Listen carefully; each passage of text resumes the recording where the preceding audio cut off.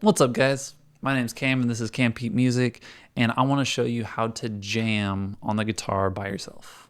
When I was taking guitar lessons, my guitar teacher used to demonstrate to me when he would play, like, when he was showing me how to improvise, or he was showing me a song, and I was still learning to play rhythm.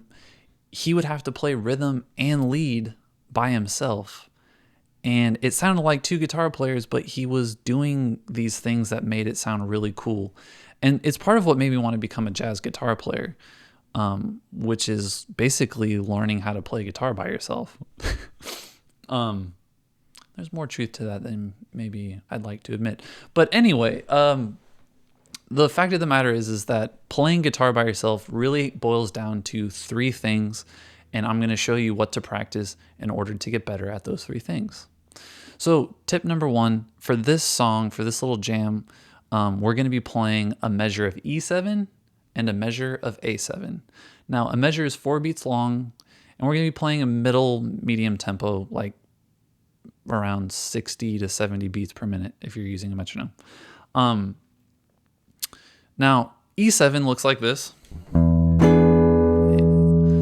and A7, the bar chord, looks like this. Now, I like to play what I call abbreviated versions of those two chords, and so sometimes I'll play this voicing, and for A7, I'll play this voicing. Now, the very first thing that you need to do when you're playing guitar by yourself is nailing the tempo and the feel by playing the chords on beat one. So, beat one.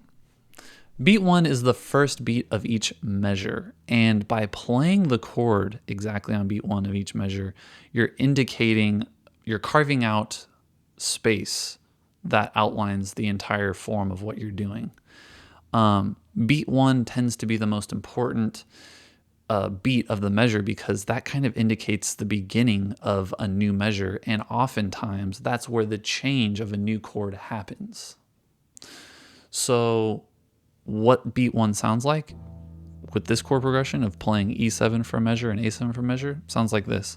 1, 2, 3, 4. 2, 3, 4, and 1, 2, 3, 4, and 1, 2, 3, 4, and 1, 2, 3, 4.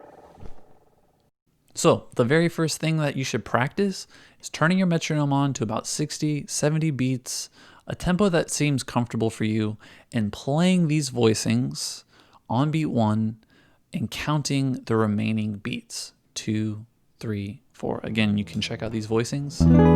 E7, A7 for like the bigger versions, and for the smaller abbreviated versions, they're and just playing those on beat one. So you're going to go and click 2, 3, 4, and click 2, 3, 4, and 2, 3, 4, and 2, 3, 4. Now, the reason you're doing this is because when you play guitar by yourself, the effect that you want to create is stability. And that is everything to do with rhythm, and rhythm has to do with being expressed and personified in a way by nailing beat one. That's the first thing. The more clarity you have around beat one, the more liberties you can take with the other beats in the groove that you're playing. So first things first, nail beat one and do it with a metronome. That's tip number one. Now tip number two. Tip number two, know how to connect a minor pentatonic scale with your dominant chords. Now, regardless of the dominant chord progression you're playing, whether it's a blues or it's a one chord jam or it's what we're doing right now, you can always, for rule of thumb, connect the key of a pentatonic scale with your chord progression by playing the pentatonic scale built on the root of the one chord or the chord you're starting on. So for this chord progression, E7, A7, E7 is a chord we're starting on, and our 1 So I'm going to figure out a minor pentatonic scale starting on that same E. Now, we can play E here, we can play E here, we can play E here, and there are pentatonic shapes for any of those E's. The most common pentatonic shape is this one.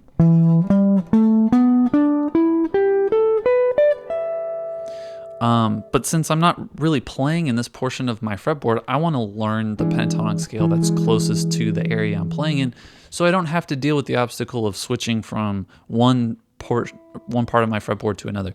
So I'm going to find the pentatonic scale that's built off of this note, which is this one.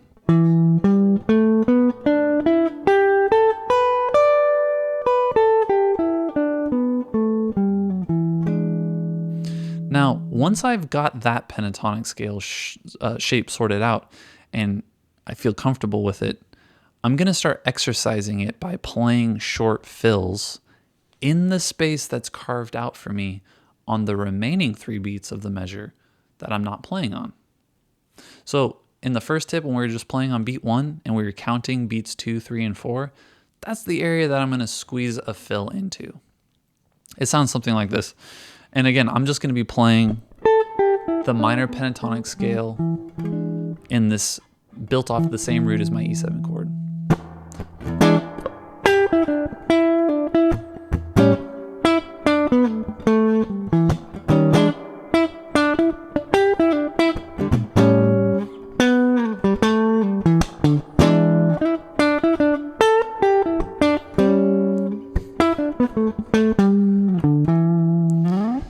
So I'm playing 1, 2, 3, 4, and 2, 3, 4, and 1.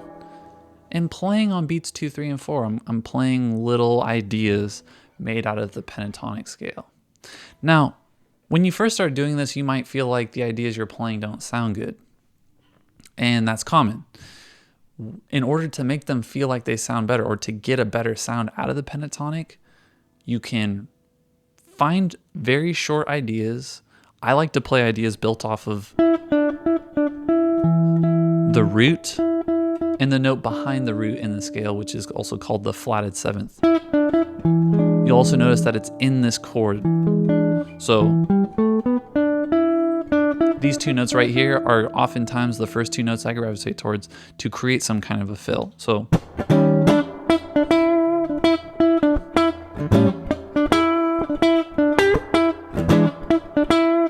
I mean, you can get a lot of mileage out of the root and the flat 7th over these dominant chord jams. Great notes to focus on or start on or resolve to.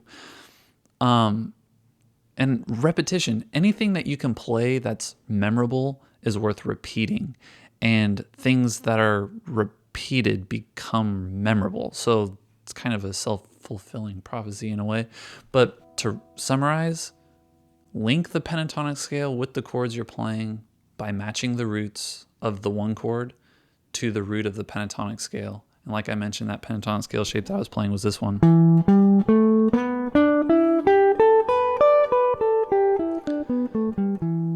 Use this scale to play fills on the remaining beats of each measure, beats 2, 3, and 4 of each measure. So you play the chord on beat 1, and you have beats 2, 3, and 4 to play a short idea using that pentatonic scale. And you can do that after you play the E,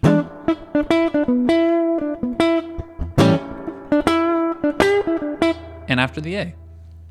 Now, to get ideas that sound musical, you're using repetition and you're focusing on the root and the flat 7th. And you're repeating ideas that are short and clear. Now, experimentation and trial and error is an essential part of this process, but at least you can set yourself up for success by targeting the root of the scale and using the flat 7th as a way to kind of create some kind of a rhythmic idea.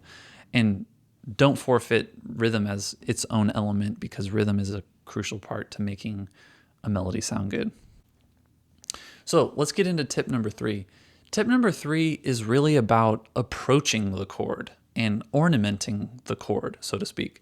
And that's going to come from playing a chord a whole step or a half step below the chord that you're going to. So this chord progression again is E7 to A7. Now, what I said was I'm going to approach this chord. Now, approaching it means I'm going to go down almost a whole step, play D7, E flat 7, up to E7. But I'm not going to sit on those chords long enough for them to affect the key of the jam. It's not like we're jamming over D7 and E flat and all that. We're just using those as a walk up. So I'm going to go something like this.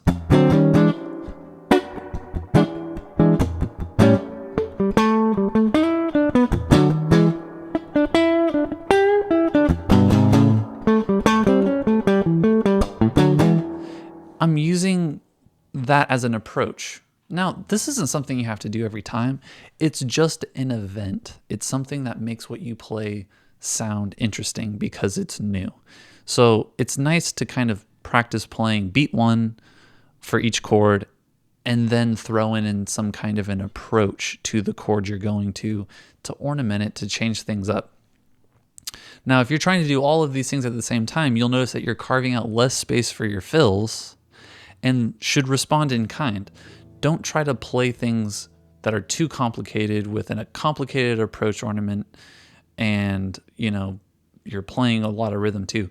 There's only so much room in what we're doing here, and the more musical, in order to achieve a musical result, you're trying to leave little pieces of space for each roll. So beat 1 for the rhythm, maybe the eighth note beforehand to approach that chord, and you're using the pentatonic scale to play short fills. So a little more about this approach chord. Again, what I'm doing is I'm playing either, and this could be either way, a whole step below the chord I'm going to, playing the same shape, and walking up to the chord. But I could also just approach it from a half step below instead of. So both of those are fine. You could even do it from above the chord.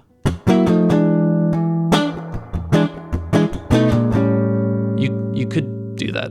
I mean, honestly, doing it too much is definitely possible, so it's something you should use sparingly. But like I said, it's about approaching the chord from above or below by a step or a half step in order to ornament the chord.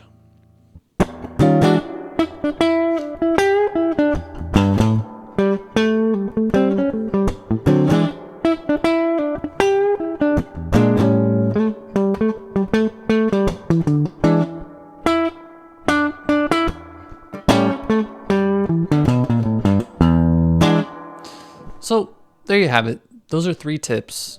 Nail beat 1. Practice playing with the metronome. Practice playing your chords so that you're really articulating beat 1 at a comfortable tempo. Try it with different chords that you like to play on.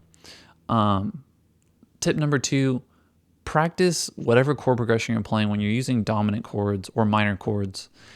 Connecting your pentatonic scale with the root of the chord you're playing is a way to connect the key centers of the two and have them sound like they belong to each other. And to create ideas that sound musical, you're using repetition and you're building phrases built off of the root of the chord.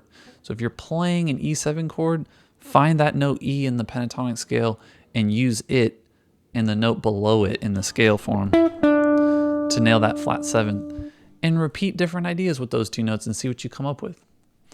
And third, ornament the chords that you're playing over. Learn to approach the chords you're playing over by approaching them by step so that you can get some kind of event in the jam.